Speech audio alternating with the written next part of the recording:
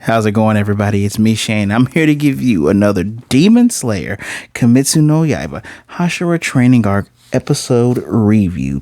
Today's episode is episode 7, entitled Stone Hashira Gyomei Himejima.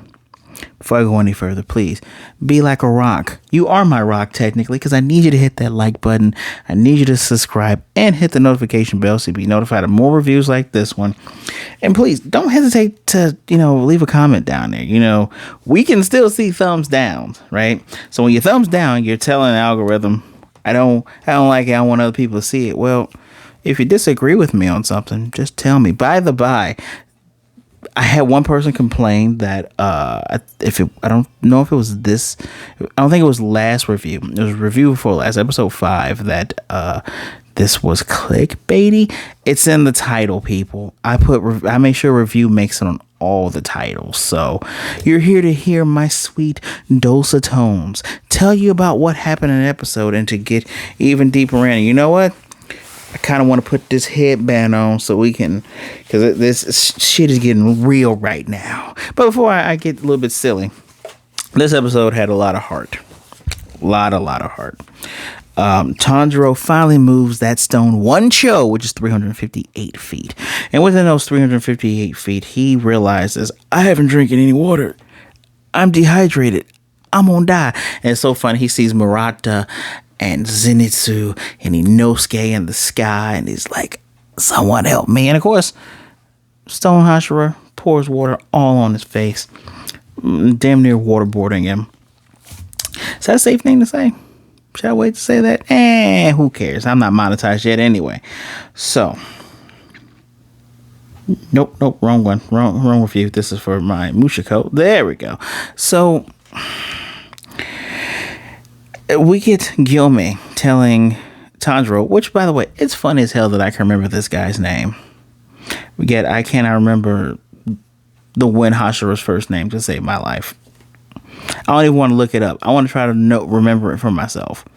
Regardless of such, he tells Tanjiro that he acknowledges him. He heard about what he did at the village, putting them first instead of his sister's life. And he's like, I acknowledge you. And Tanjiro tells the truth. He's like, nah, Nezuko made that decision. I was indecisive and she pushed me to go save them. So no, don't acknowledge me. As a matter of fact, he just flat out says, do not acknowledge me at all. And we get the funny lines, obstinate, inflexible boy, which, boy, he's so damn stubborn. And, he tells Gyomei that he tries to stay on the right path, but he doesn't know what lies ahead, right? So as he stays on the path and tries not to stray, others come and help him, and it helps him to stay on that right path. And Gyomei sees children running past him. I can't wait to get to that part. And he says, these creatures are called children. They're pure and innocent and weak and are prone to lying and have no qualms about being cruel. And I think to myself, oh, damn, was he picked on as a kid? Because let's just be flat out here. You all can see me, right? I know I'm handsome. I got this nice reddish brown chin hair here, got my nice little waves. I'm a bigger guy.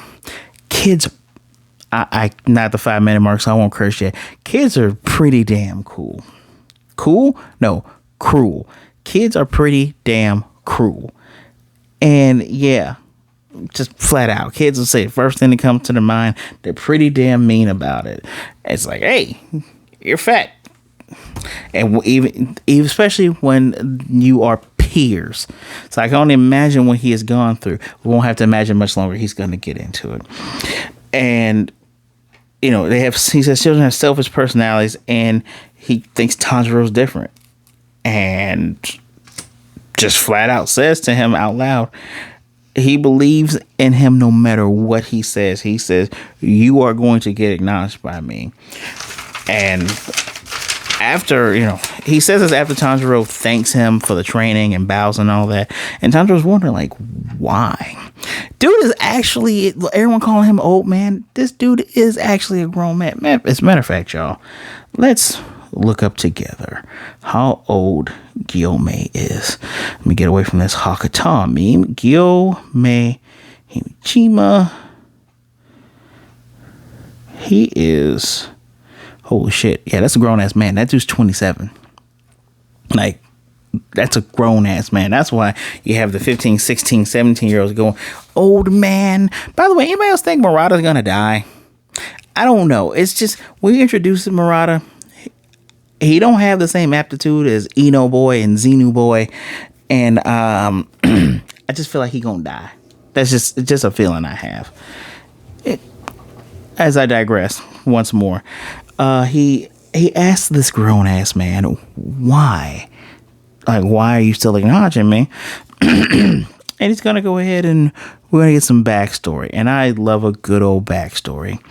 Flat out tells him that he was raising children, orphan children, at a temple. Always been the monk. Always been the I'm gonna assume Buddhist, because what was if I can remember,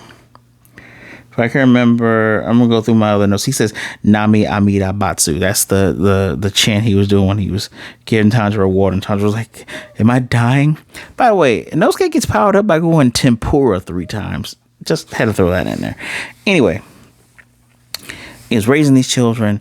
He even says, tells them to thank, Ryotaro and the other girl for, cooking the meal. They had some nice dry fish. The guy who was selling them, who couldn't sell everything, was nice enough to sell them at a decent price to him. And you get the little girl, Saya. She comes up and says, you should really eat this because, you're skinny and frail and you're bigger than me. He goes, don't worry about it, you wonderful child. Even though I may not look like it, I am strong. Holy shit, is he strong.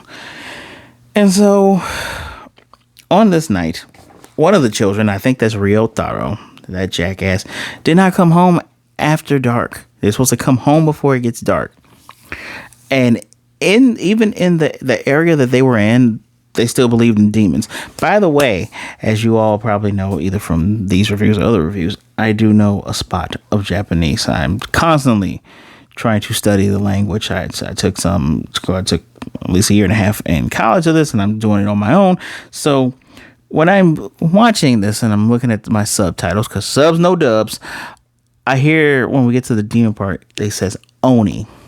And I've been saying this whole time that Muzan is like it's like a freaking vampire, but they use the word demon because it's also called Demon Slayer.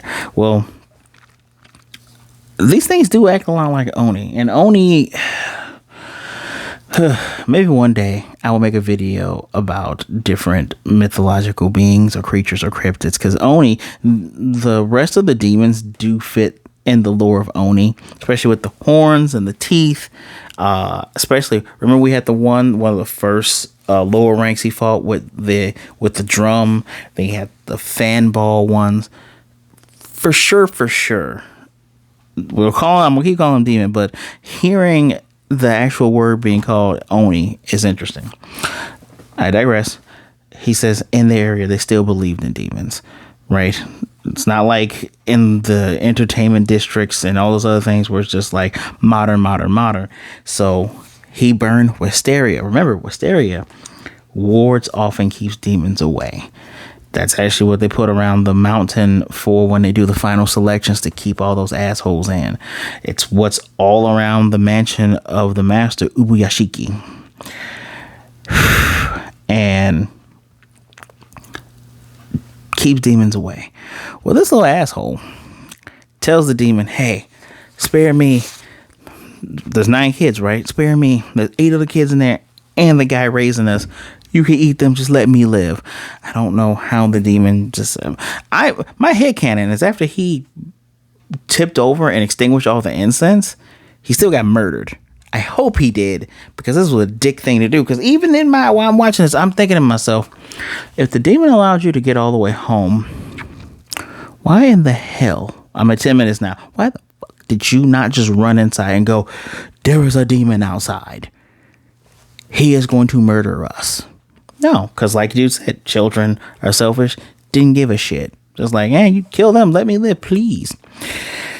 And of course, this is when all hell breaks loose, because the moment the demon enters, you get one of the kids sitting up like, who's there? 4 kids are done.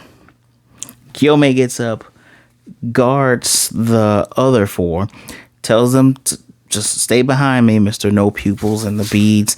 And 3 of them run forward and their throats instantly slash. And he's telling Tanjiro the story, telling us the story, and says, of course, why would they listen to a frail blind man? And Tanjiro's like, oh shit, he's blind. And that's when I said, I knew it, because he had no pupils.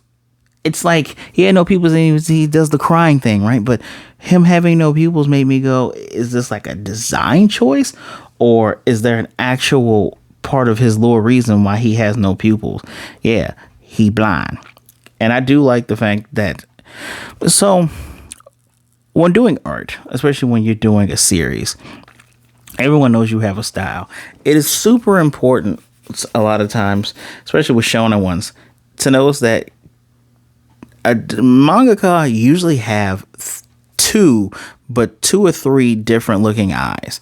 So in like this series, we have people with more slanted eyes, like Shina Zugawa and his brother Genya.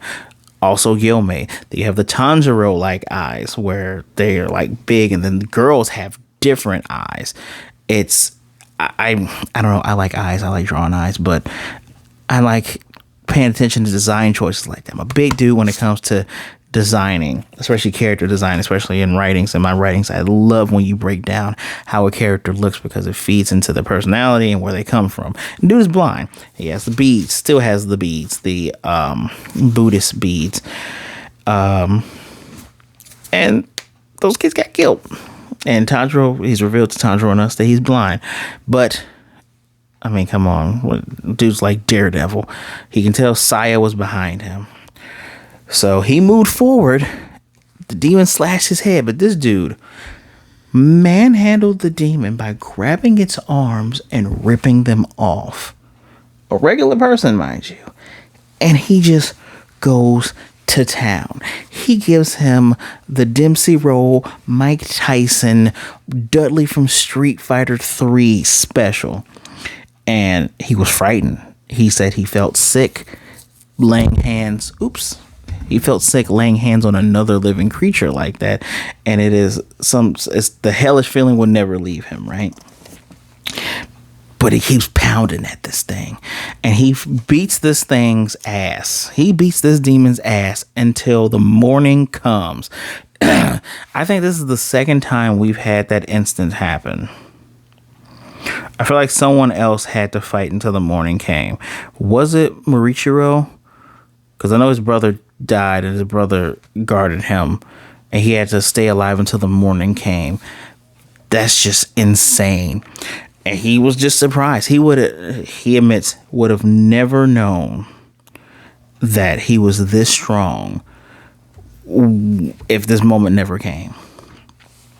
So when all said and done, officer comes and people come, and Saya's outside crying, and she's been hobbled over crying this whole time.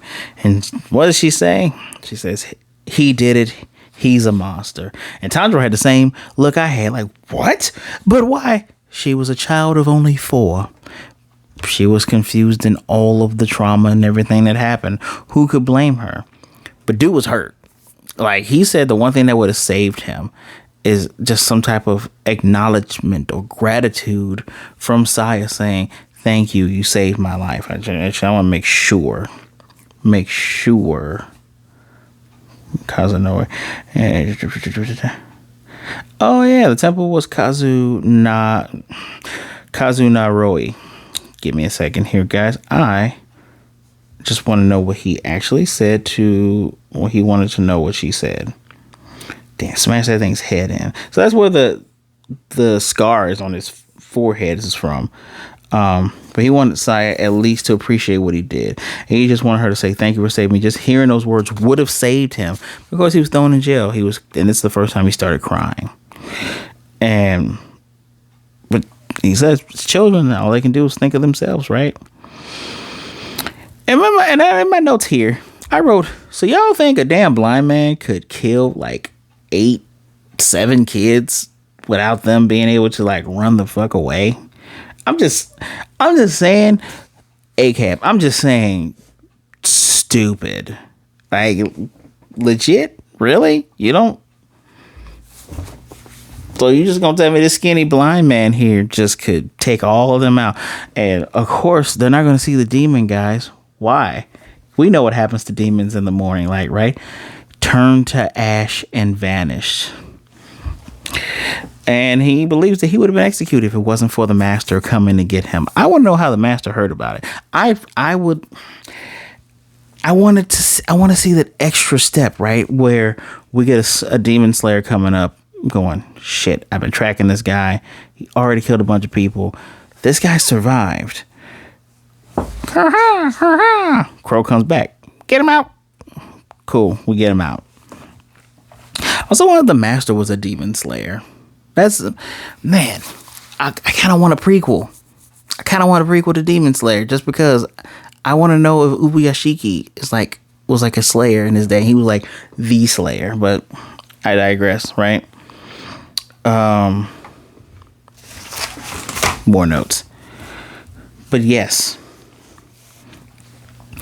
this is why he after a while he became truly distrustful of people, and others were suspicious of him too. So when push comes to shove, though, people show their true nature.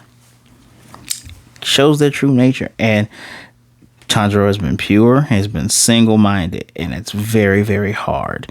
He's never run away. His gaze has never gone any which way, and it may be simple enough, but few people can remain like that. And Tanjiro's constantly reminded us later on the episode, like in Osuke, when he wants to eat Zenitsu's fish, Tanjiro's like, no, that's his fish. He's gonna be starving. And he's like, man, you keep thinking of other people. And later on, when he talks to Zenitsu, we're going to get to Zenny in a minute. Zenitsu's like, damn, you really do care about other people. That's just, it's in Tanjiro. That's why he's my boy, Tanjiro. He's that dude. So he's the special child. And as someone who has observed scores of people with the eyes of his soul, he cannot be wrong. Every one of us has misgivings about the future. His hands are together on the beats now. And he says, for now, I too will help you never stray from your path. Tanjiro's crying, I'm going to do my best. Arigatou gozaimasu. And again, like a big brother, like that father figure, Gyomei, big ass dude, leans down and ruffles his head, and you get the kid laughing. And then we get a little flashback of like him doing the same to Saya. I wonder if Saya's still alive. It would be funny as hell. See, now I'm doing more writing. Oh, this would be a cool side story, right? Don't know how long ago that was that happened to him, because now he just looks beefy. Back then he was skinny, right? I wonder if like that was so long ago. Let's say dude, he's 27 now. Let's say dude was like 20, or hell, even 18. And then 10 years pass by. Saya will be 14. Saya could actually be in the Demon Slayer Corps. I would love for Saya or Ryotaro to show up again. I want if Ryotaro showed up as this demon. I can see him becoming a demon. That you have to murder that jackass.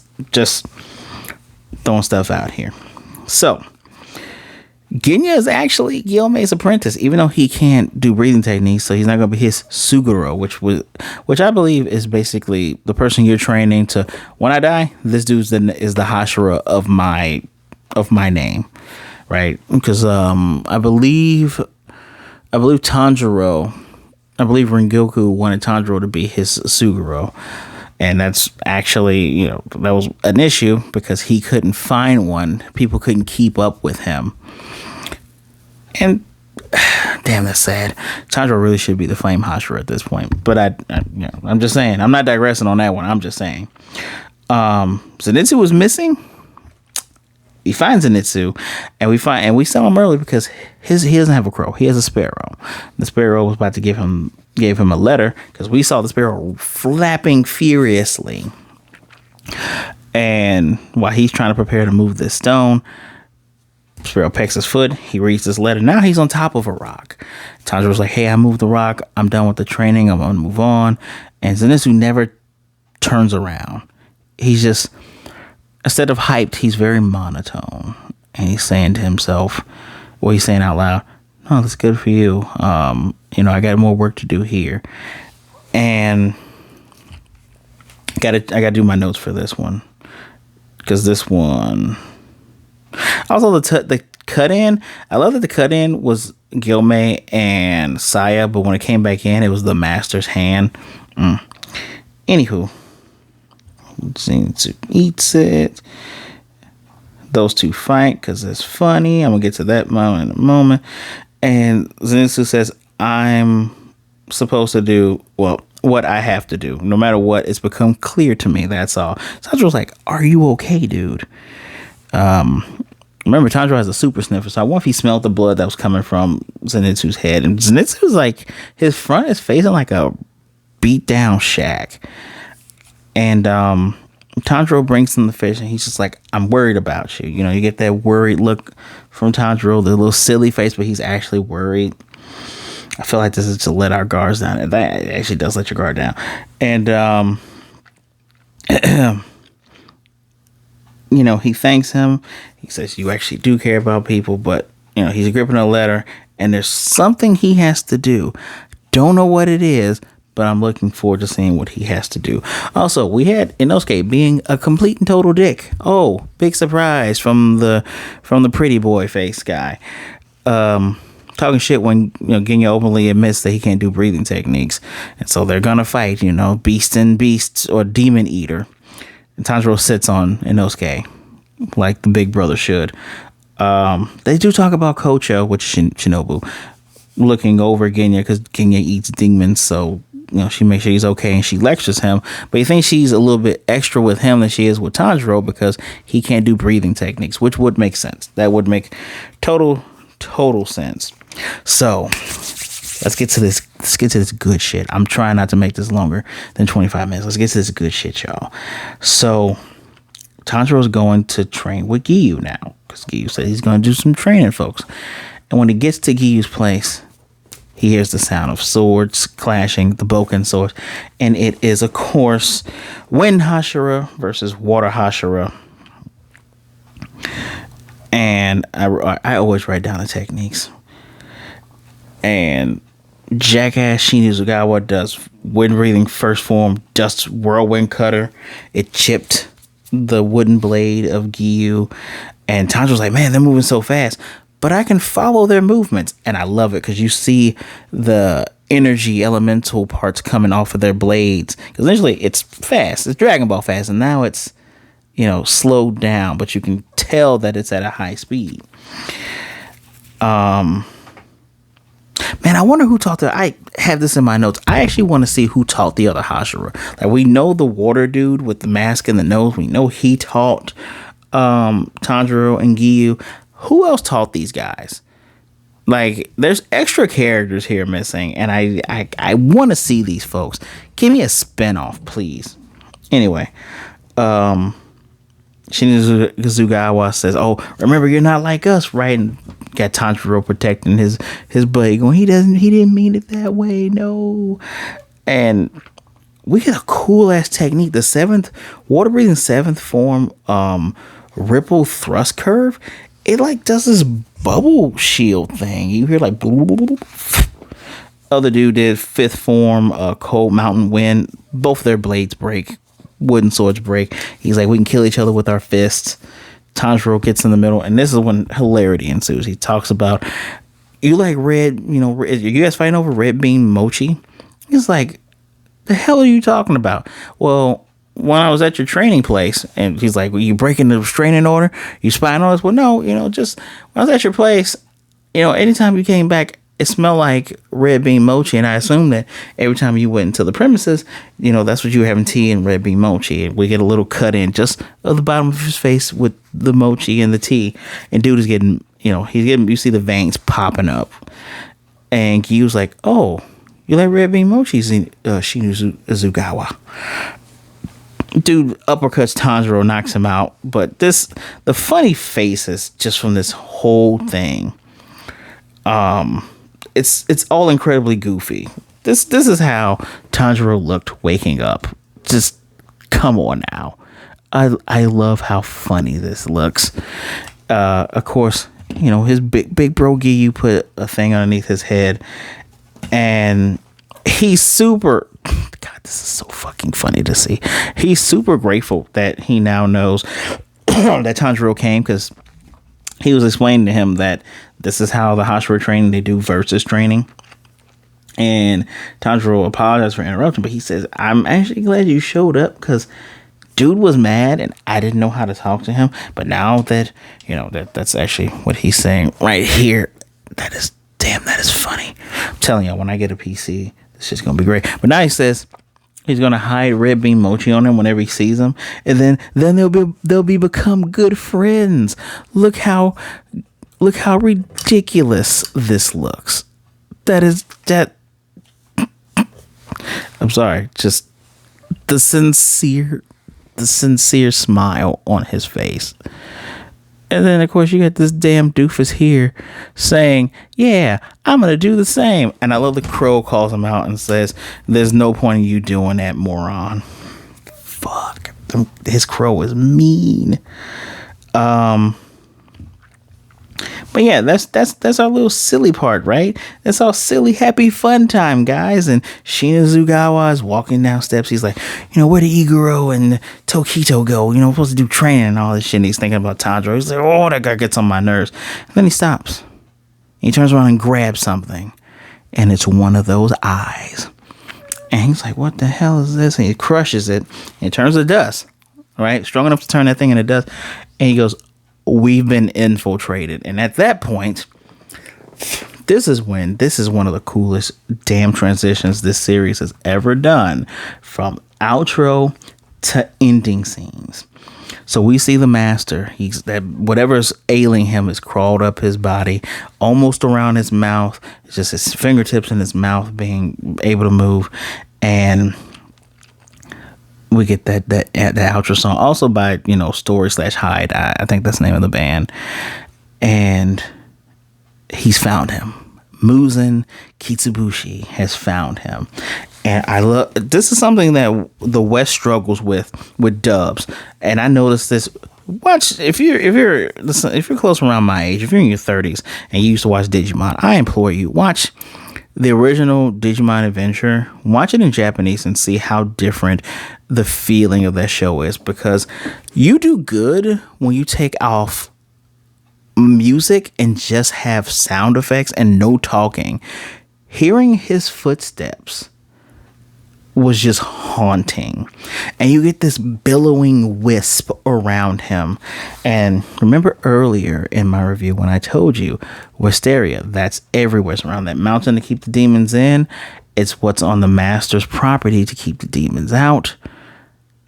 Muzan is walking through that shit. That's where all the smoke is coming, because it's technically burning him, but he's just like he walks through that shit, bro. And if you're eagle-eyed like I am, this is why I do this. You notice at the outro, because they play the outro, you always see Tanjiro going head to head with Muzan. No. It says Muzan is walking in the outro. That doesn't happen. He continues to walk. The master's wife is with him, and I said, run, motherfucker, run. He gonna kill you. And master just turns his head and says, it's about time you would show up. Muzan Kitsubushi. The moon starts to get obscured by clouds, and this dude is just like, you're certainly looking hideous, Ubuyashiki. That's just where the shit ends right there. Just, first of all, master, you can't even see, but this dude just turns his head and just like, I figured you show up. So that's who he was looking for. I thought he was looking for Water Master. I thought that was his name, because he also has a weird ass name, unless Ubuyashiki is also both their names and they're related to each other. I didn't take the time to look it up. It's probably not the same. I'll look. Give me 2 seconds. Give me 2 seconds. Former Water Hashira name. Uro Kodaki. Okay, yeah. So I was extremely wrong when I said that before. It is the master he's been looking for. Damn. It's interesting, our intro and outro is like, intro is, Ubuyashiki versus Muzan, and it's Muzan walking down his hall versus Tanjiro. So, and now I got to do the. Should I just do the Taisho secret? I guess I'll do the Taisho secret, right? Taisho secret is about Shinazugawa, which apparently his hobby is raising Japanese rhinoceros beetles, Japanese kabutos, right? And his favorite food is red bean mochi, and it's so funny because he's like, "You got business with me?" Like, no. Then he comes back, he's like, "You bringing up the red bean again?" And he chases Tanjiro off. That's the Taisho secret. We're at the final episode. It's just 8 episodes this season. 8 episode. The final episode is the Hashira Unite. Oh shit! Just wow. Is the lady's name? Is her name Tsukiyomi? I forget Tamayo. Has Tamayo met up with Kochiko yet? Has she met up with Shibuya yet? I need these answers. What is going on here? Dude has walked to the front door. They've been infiltrated. Shit. Ring the alarms. Great episode. Tension has been felt. It's going down. It's time put on this headband for the red alert. Shit is going down. Y'all. So this gets 5 out of 5 because not only did I get an actual touching backstory that made me go, damn, it's actually a really good backstory. I did not see that coming for him. And then we get more interactions with characters that are funny. We get funny stuff, but it lets your guard down long enough for this Muzan part and the master part. I don't even know what's the point of him killing him. The master's about to die anyway. Is this a declaration of war? What is their history? I got to know. Let me know what you guys think in the comment section below, please. I gotta give this a 5 out of 5. This was so damn good. I wonder if next week is gonna be an hour. Oh man, so damn good. Let me know in the comment section below. Please do not forget to hit that like button, subscribe, and hit the notification bell so you can be notified of more videos like this one. And if you want to support me even further, because we're going further beyond, y'all, we gonna reach all our goals. Your Patreon link is right down there as well. Click that link, give whatever you can. I deeply appreciate all of you. I appreciate all of you, whatever you do give, and I appreciate you for just being here. So, till next time, please be good, be blessed, drink some water, be safe out there, be good to yourselves, be good to others. Either way it goes, please don't be a jerk. And remember, if you're feeling down and out, reach out to someone. There are people out there that would rather see you today than to miss you and mourn you tomorrow. My social media is in the description below. Just go ahead, follow me, say hi. I won't bite. Don't be a jerk and we'll be good, right? Right. And just, man, until next time, my Taisho secret is I am hyped. That is the worst kept secret, but I am hyped. So, and until next time, I'll see you then.